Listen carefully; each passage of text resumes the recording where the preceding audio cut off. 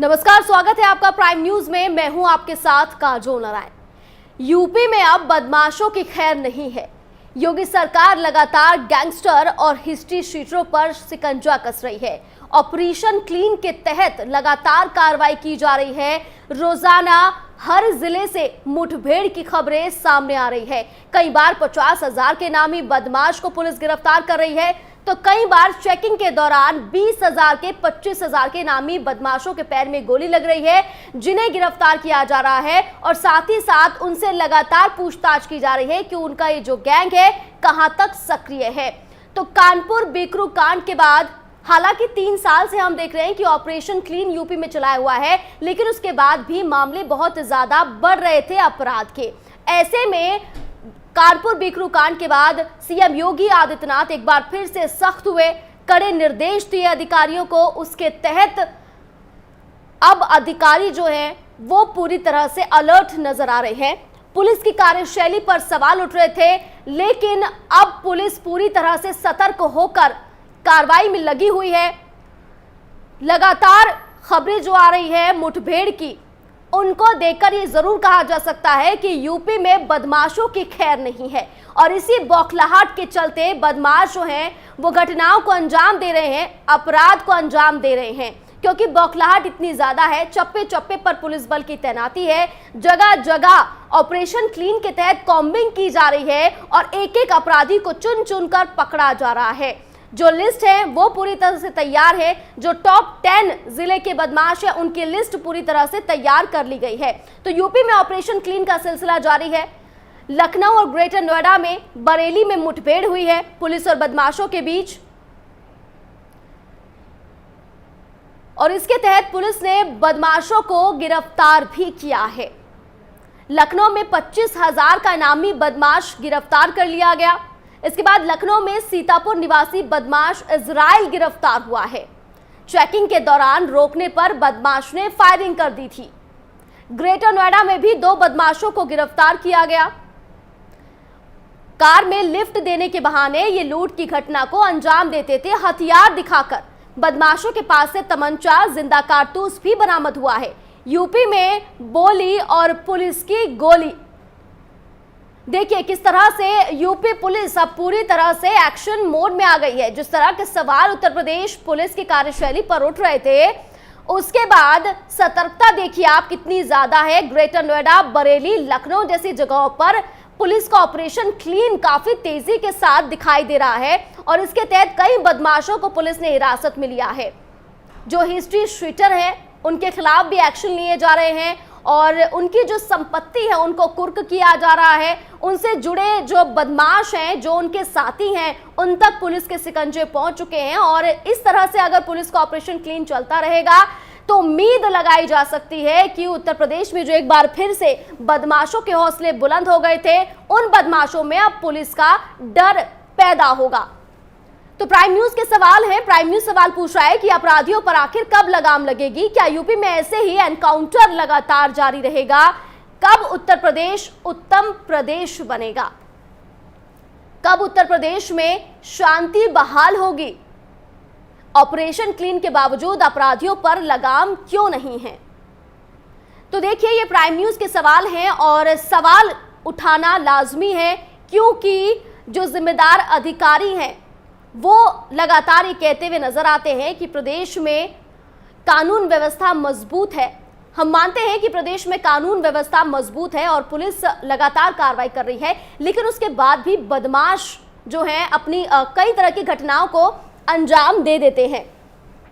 और मेरे सहयोगी नरेंद्र मेरे साथ जुड़ गए हैं। नरेंद्र, अगर ग्रेटर नोएडा की मैं बात करूं तो ग्रेटर नोएडा में हाल ही में मुठभेड़ हुई है और ऐसा नहीं है कि मुठभेड़ आज नहीं हुई है। इससे पहले भी बीते 3 सालों से हम देख रहे हैं कि ग्रेटर नोएडा में मुठभेड़ की खबरें बहुत ज्यादा सामने आती हैं। हम ये कह सकते हैं कि उत्तर प्रदेश में बदमाश अब बच नहीं पाएंगे, बदमाशों की अब खैर नहीं होगी। बिल्कुल काजोल जी, कह सकते हैं, क्योंकि देर रात्रि गौतम बुद्ध नगर पुलिस ने मुठभेड़ करी है बदमाशों के साथ। उसमें 2 बदमाशों को गिरफ्तार किया और साथ के साथ एक जो बदमाश था वो अंधेरे का फायदा उठाकर फरार हो गया। और जो 2 बदमाश थे, ये जो इनका एक बड़ा गिरोह बताया जा रहा था, ये पब्लिक से पब्लिक को लिफ्ट देते थे और उनको सुनसान जगह में जाके हथियार के बल पे उनसे एटीएम छीनकर उनका पिन नंबर पूछ के उसके पैसे हड़पते थे। तो देर रात्रि बीटा 2 पुलिस द्वारा बदमाशों के साथ मुठभेड़ हुई है। मुठभेड़ में ये दोनों बदमाश पकड़े गए।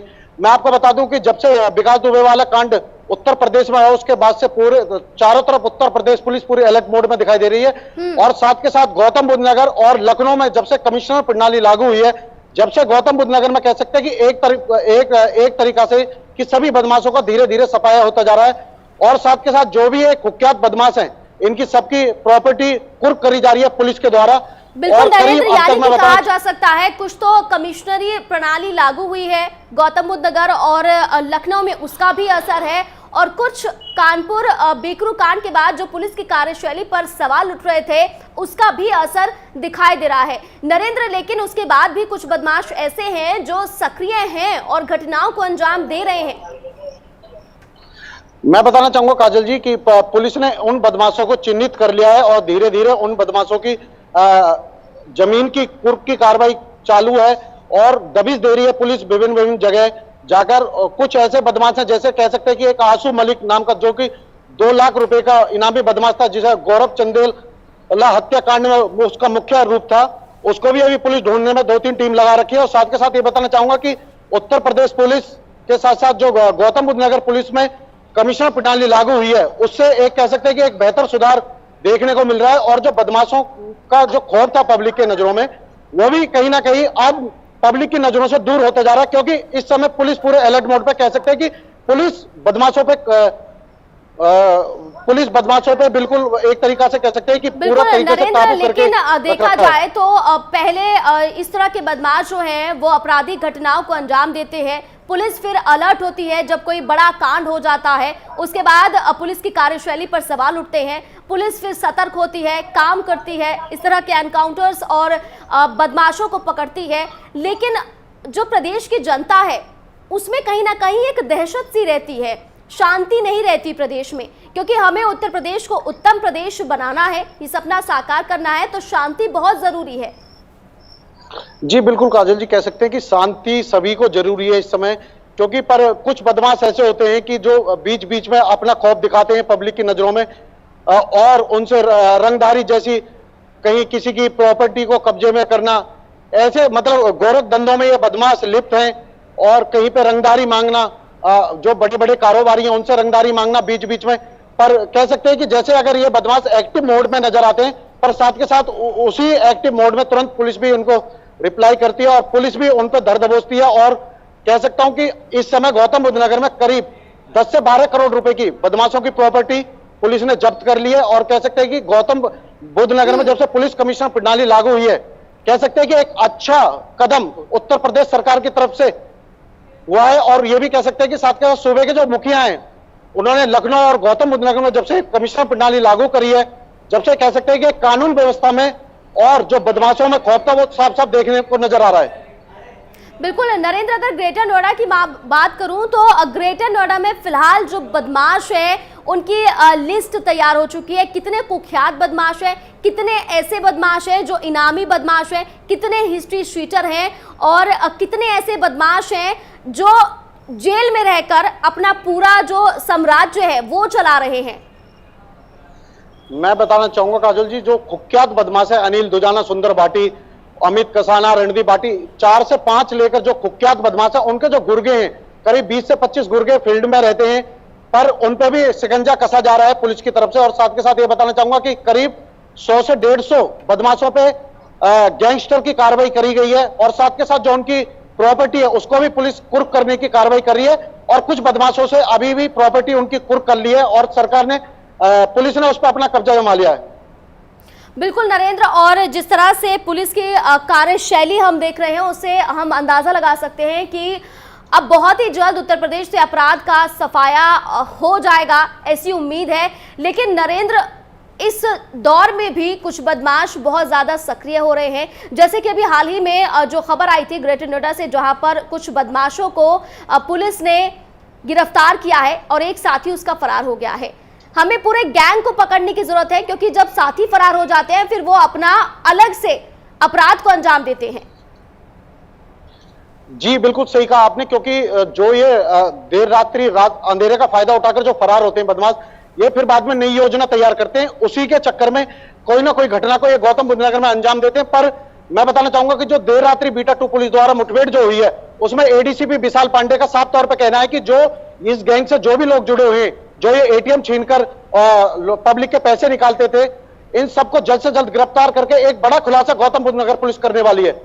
और साथ के साथ यह भी कहना चाहूंगा कि कल 15 अगस्त है, उसमें भी पूरे गौतम बुद्ध नगर में पुलिस चप्पे चप्पे पे अपनी निगाहें जमाए बैठी है। और अगर कोई भी व्यक्ति या कोई बदमाश किसी घटना को अंजाम देता है तो उसको या तो सलाखों के पीछे होगा उसका रास्ता, या वो सीधा ऊपर जाएगा। यही सीधा गौतम बुद्ध नगर पुलिस कमिश्नर आलोक सिंह का कहना है।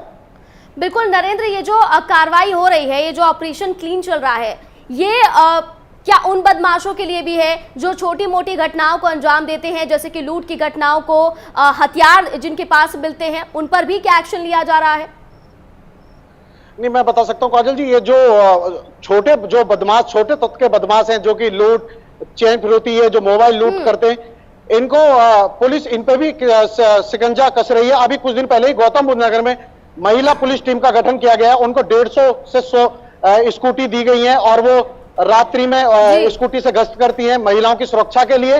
और साथ के साथ मैं ये भी बताना चाहूंगा कि गौतम बुद्ध नगर में जो ये छोटे तत्व के बदमाश है, जो चेन लूटते हैं या मोबाइल लूट में कहीं लिप्त पाए जाते हैं, उनको सीधा सलाखों का रुख गौतम बुद्ध नगर पुलिस दिखा रही है इस समय। नरेंद्र, ये तो बदमाशों की बात करिए, लेकिन कुछ ऐसे भी लोग हैं जो अपनी दबंगई दिखाते हैं और दबंगई के चलते कई बार बड़ी घटनाओं को अंजाम दे देते हैं।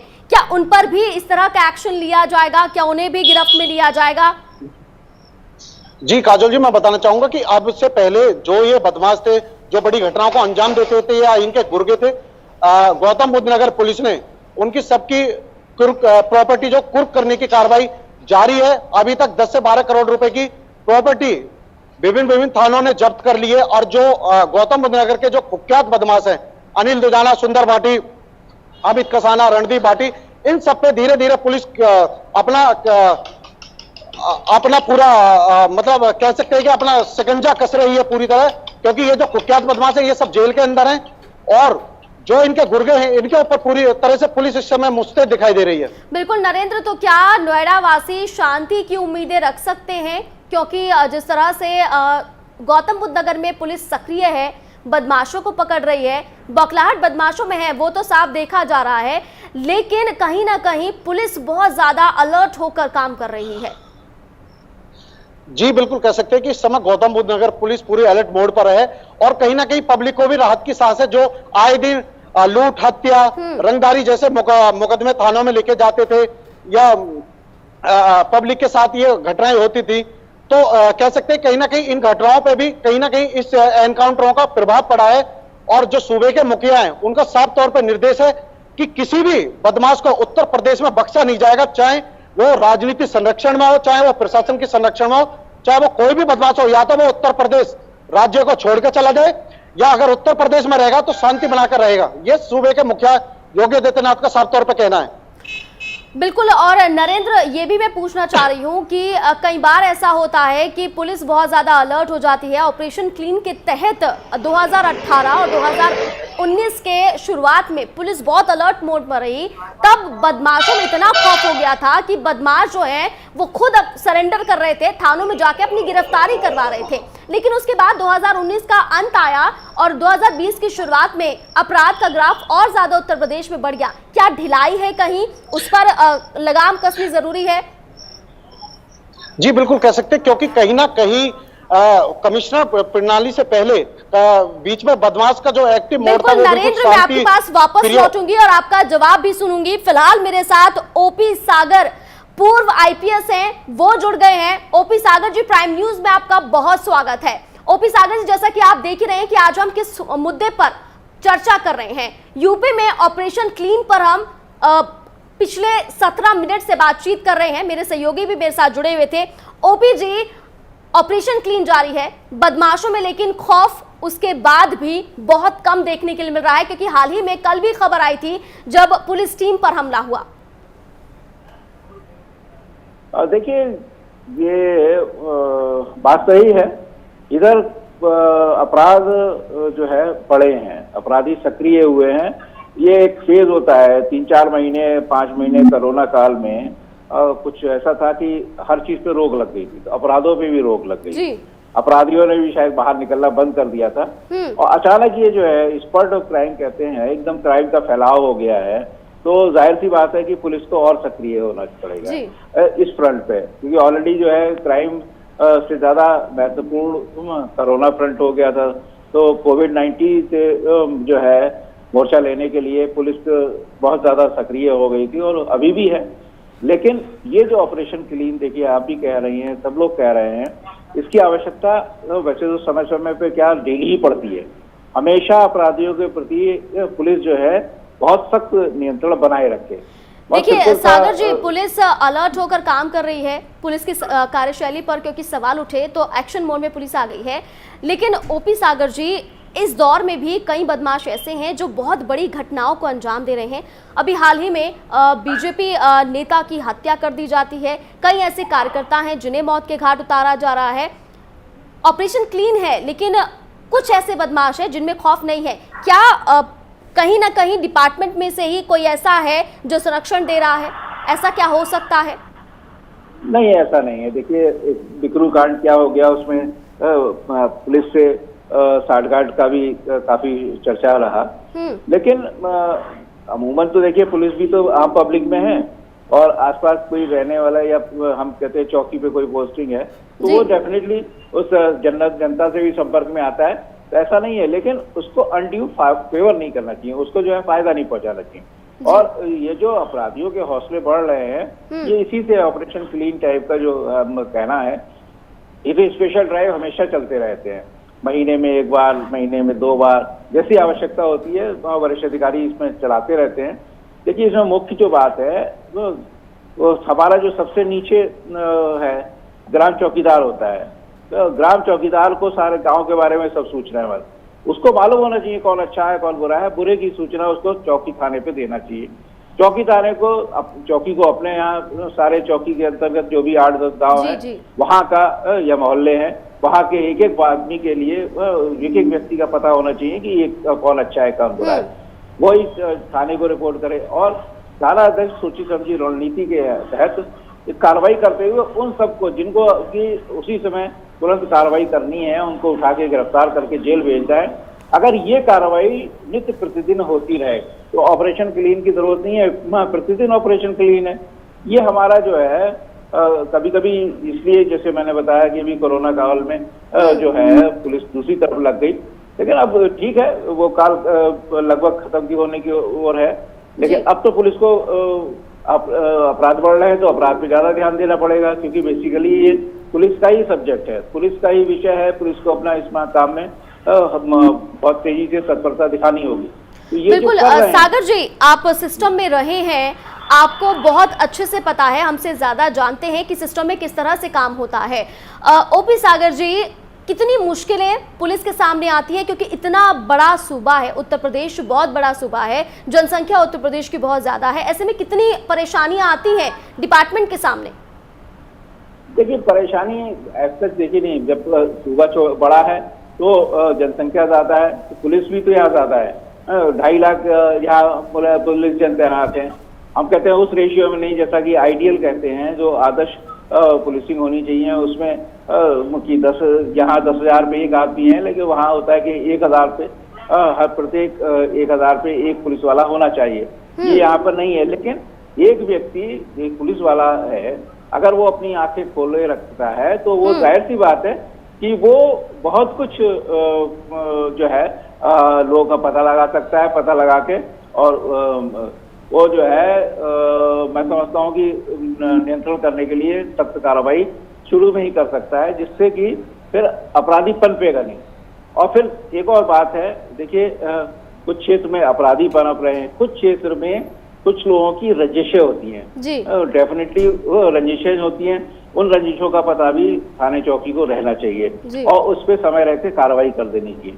इसी प्रकार से देखिए ऑपरेशन मजनू चलाया जाता है, ये चलाया जाता है, कहाँ छेड़खानी की घटनाएं हो रही हैं। बिल्कुल ओपी जी, आप ये कहना चाह रहे हैं कि सिस्टम जो है उसे हर रोज काम करना चाहिए, हर मिनट काम करना चाहिए, क्योंकि अपराध बढ़ता है, ऊपर से जब शासन की तरफ से प्रेशर आता है तो अधिकारी अलर्ट हो जाते हैं, फिर ऑपरेशन क्लीन जैसी चीजें चलती हैं। लेकिन कई बार ऐसा होता है कि ऑपरेशन क्लीन चलता है, उस वक्त तो बदमाशों में खौफ रहता है, लेकिन उसके बाद फिर अपराध बढ़ जाता है।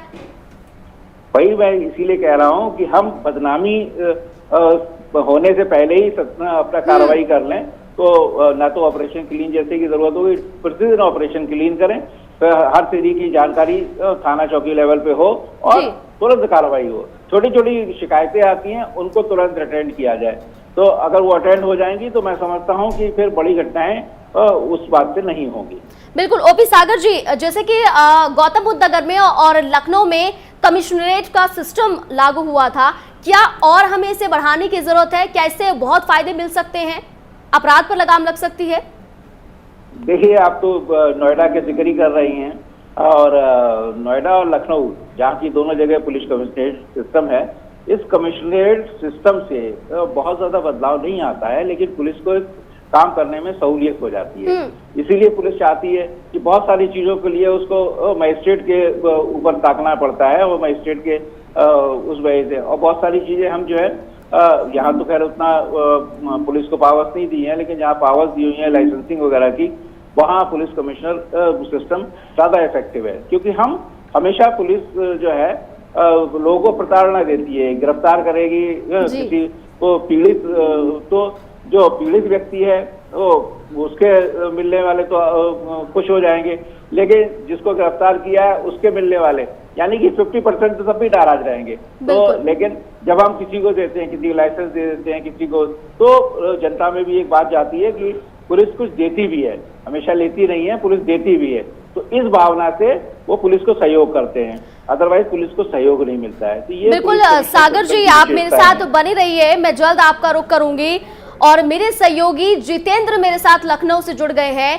जितेंद्र, लखनऊ में भी हमने देखा था कि बीते दिनों पुलिस की कार्यशैली पर सवाल उठ रहे थे, क्योंकि उत्तर प्रदेश की राजधानी है, अपराध बढ़ रहा था, लेकिन अब लखनऊ में भी ऑपरेशन क्लीन के तहत बड़ी कार्रवाई की जा रही है। देखिए, निश्चित तौर पे उत्तर प्रदेश में जब योगी सरकार 2017 में आई थी, तो उत्तर प्रदेश की योगी सरकार ने एक बात अपराधियों से साफ उत्तर प्रदेश के मुख्यमंत्री ने मंच से कहा था कि या तो अपराध करना छोड़ दो या उत्तर प्रदेश छोड़ दो, तो साफ तरह का नारा दिया था उत्तर प्रदेश सरकार ने। लेकिन कहीं ना कहीं लगातार उत्तर प्रदेश सरकार बनने के बाद कई अपराधियों पे शिकंजे भी कसे गए थे, और एनकाउंटर जैसी घटनाएं भी जो एनकाउंटर भी करना पुलिस ने शुरू कर दिया था। तो उसके बाद जिस तरह से 2017 के बाद 2019 तक एक पूरा कार्यक्रम चला, इसमें एनकाउंटर करने का जो सिलसिला था वो जारी था। उसके बाद कहीं ना कहीं बीच में लग गया था, वो लगातार विपक्ष उत्तर प्रदेश की योगी सरकार को घेर रहा था कि कानून व्यवस्था बिगड़ती जा रही है, क्योंकि लगातार उत्तर प्रदेश में ऐसी घटनाएं हो गई थी, हत्या जैसी घटनाएं हो गई थी, बेटियों की हत्या हुई थी, तमाम ऐसी हत्याएं हुई थी जिसमें कानून व्यवस्था उत्तर प्रदेश की बिगड़ी थी। तो कहीं ना कहीं उत्तर प्रदेश की कानून व्यवस्था जो बिगड़ी थी, उत्तर प्रदेश की योगी सरकार ने फिर कहीं ना कहीं अधिकारियों से फटकार लगाई थी कि किसी प्रकार की कोताही नहीं बरती जाएगी, अपराधियों पे शिकंजा कसाया है। तो उत्तर प्रदेश के मुख्यमंत्री की शिकंजा कसने के बाद उत्तर प्रदेश पुलिस हरकत में आई, और लगातार ताबड़तोड़ जो ऑपरेशन क्लीन का जो नारा था वो कहीं ना कहीं पुलिस ने जारी कर दिया और अपराधियों को मार गिराने का काम करना शुरू कर दिया।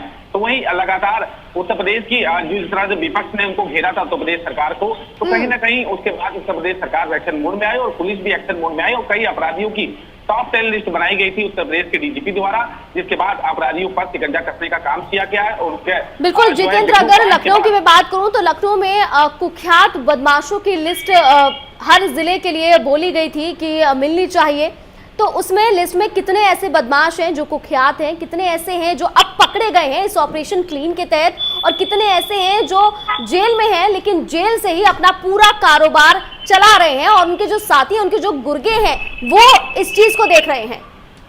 देखिए, एक पर्टिकुलर बात की जाए लखनऊ के अपराधियों की, तो लखनऊ में ये जिन्हें कुछ अपराधी हैं, लेकिन उत्तर प्रदेश में अपराधी जो जिसमें चाहे मुख्तार अंसारी हो, चाहे सुंदर भाटी हो, ऐसे तमाम अधिकारी हैं जो जेल में रहकर अपने जो कारोबार को तेजी से चला रहे हैं। तो वहीं उत्तर प्रदेश में लगातार कहीं ना कहीं अपराधियों को बोलबाला था, जिसके बाद पुलिस ने उनके साथियों को कहीं ना कहीं ढूंढने का काम शुरू किया, उनके मारने का गिराने का काम किया, क्योंकि बिट्टू कांड जिस तरह से हुआ था वो कहीं ना कहीं जघन्य हत्याकांड था, जिसके बाद कहीं ना कहीं पुलिस हरकत में आई और अपराधियों को मार गिराने का काम शुरू किया था। बिल्कुल जितेंद्र, और लखनऊ में कमिश्नरेट सिस्टम भी लागू हुआ है और काफी दिन हो गए हैं, काफी महीने हो गए हैं इस चीज को, क्या उससे कुछ बदलाव दिखाई दे रहा है? देखिए, बिल्कुल निश्चित तौर पे 1 साल से ऊपर हो चुका है कमिश्नरेट को लागू हुए लखनऊ में, नोएडा में लगातार जिसकी कमिश्नरेट कहीं ना कहीं सफल रहा है, क्योंकि अपराध को जो लगाम लगाने की जो प्रक्रिया है वो पूरी तरह से जारी है, क्योंकि अपराध बहुत तेजी से बढ़ रहा था। लखनऊ की बात की जाए, उत्तर प्रदेश में बात की जाए, और नोएडा में बहुत तेजी से अपराध है, क्योंकि बिल्डरों की जिस तरह से हत्या हो रही थी, नोएडा में अपराध बढ़ रहा था, तो वहीं लखनऊ में भी हत्याएं हो रही, दिन दहाड़े बदमाश हत्या करते हैं और फरार हो जाते हैं, लूट जैसी घटनाएं करते हैं और फरार हो जाते हैं। तो कमिश्नरेट लागू होने के बाद कहीं ना कहीं सफलता जरूर मिली थी उत्तर प्रदेश सरकार को कि कमिश्नरेट लागू हुआ था, तो कानून व्यवस्था कहीं ना कहीं कंट्रोल में आई थी। जिस तरह से अपराध बढ़ा उस पर रोक लगाने का काम किया था कमिश्नरेट ने। अभी फिलहाल की बात की जाए तो अभी हाल में ही उत्तर प्रदेश की या लखनऊ की कानून व्यवस्था बिगड़ी थी, क्योंकि कई ऐसे कांड हो गए थे जिसके बाद बिल्कुल जितेंद्र, आपका मैं रुख करूंगी, जल्दी आपका रुख करूंगी, आपके पास आऊंगी। और ओपी सागर जी लगातार मेरे साथ बने हुए हैं। सागर जी, जिस तरह से ऑपरेशन क्लीन चल रहा है, ये पहले भी चला था, जिस तरह से 2017 में योगी सरकार आई थी उसके बाद से ये कहा गया था कि बदमाशों की सिर्फ 2 ही जगह है। उसके बाद ऑपरेशन क्लीन चला, कई बदमाशों में खौफ पैदा हुआ, कई बदमाश पहुंचे थाने और अपना सरेंडर दिया, अपनी गिरफ्तारी दी। क्या ऐसा फिर से हो सकता है जिस तरह की ये कार्रवाई की जा रही है? बिल्कुल होगा। देखिए, इधर जो ऑपरेशन क्लीन आप देख ही रही हैं कि चलाया जा रहा है, जब आवश्यकता पड़ती है तो जरूर होता है। और दूसरे, चेंज ऑफ गवर्नमेंट होती है कहीं, और प्रत्येक एसपी भी जब कभी नए जिले में जाता है तो वो वहाँ की कानून व्यवस्था को और सुदृढ़ करने के लिए जरूर इस तरह के ड्राइव चलाता है। ऑपरेशन क्लीन नहीं, किसी और नाम से चला लेते हैं। टॉप 10 है, टॉप 100 है, टॉप 50 है, इस तरीके से अपराधियों की लिस्ट रिव्यू की जाती है। रिव्यू करने के बाद में उनके ऊपर कार्रवाई की जाती है। तो एक दहशत तो पैदा करनी ही होगी, अपराधियों के प्रति दहशत होनी चाहिए, और आम जनता के प्रति इतना अच्छा मधुर स्वभाव होना चाहिए कि आम जनता उनको कोऑपरेट भी करे, बताए भी, जब वो शिकायत लेके जाए उसकी शिकायत पे कार्रवाई हो। तो मैं समझता हूँ कि ये इस तरीके का ऑपरेशन क्लीन बहुत ही सक्सेसफुल रहेगा। उससे निश्चित रूप से अपराधियों पे, उनकी गतिविधियों पे, उनके कारगुजारियों पे अंकुश लगेगा, और बाकी पूरे स्टेट को एक बहुत अच्छा सुखद माहौल मिलेगा, जिससे कि वो अपना काम निश्चिंत होकर कर सकते हैं। बिल्कुल सागर जी, लेकिन यहाँ पुलिस तो अपना काम बखूबी अब निभा रही है, क्योंकि एक्शन मोड में दिखाई दे रही है। अब हम पुलिस की कार्यशैली पर सवाल नहीं खड़े कर रहे, लेकिन जो जिम्मेदार अधिकारी हैं उन्हें भी अपनी जिम्मेदारी निभानी होगी। इन बदमाशों के पास हथियार कहां से आते हैं, इतनी संपत्ति इनके पास कैसे आती है, कैसे ये पूरा 1 से लेकर ये 2 होते हैं, 2 से 20 हो जाते हैं, 20 से 50, आखिर कैसे होते हैं, किसके संरक्षण से होते हैं? जब ये छोटा गैंग रहता है तब इन पर बड़ी कार्रवाई होनी चाहिए, तभी हम अपराध पर लगाम लगा सकते हैं। बिल्कुल, मैं आपकी बात से पूर्णतः सहमत हूँ। ये कभी हमें जो है इस तरीके की सिखलाई भी होती है, और ये आम जनरल नॉलेज का बात है। अगर हम जो है छोटे छोटे अपराधियों को पकड़ के अगर उन्हें उनके खिलाफ कार्रवाई कर देंगे, जेल भेज देंगे, और जो भी उन्होंने किया है उसका सजा मिल जाएगी। और लेकिन अगर सजा नहीं मिलेगी तो जाहिर सी बात है हौसले बढ़ेंगे तो फिर वो और अपना एक्सपेंशन कर सकते हैं, गैंग बढ़ा लेंगे, उस जैसे तमाम लोग इकट्ठे हो जाएंगे, फिर बड़े गैंग पनप जाते हैं। तो ये नहीं होना चाहिए, इसलिए शुरू में ही हमको कार्रवाई करनी है, सख्त कार्रवाई करनी चाहिए। तो ये हर पुलिस का, हर कांस्टेबल से लेके, बल्कि मैं तो कह रहा हूँ ग्राम में चौकीदार बहुत अहम भूमिका निभा सकता है।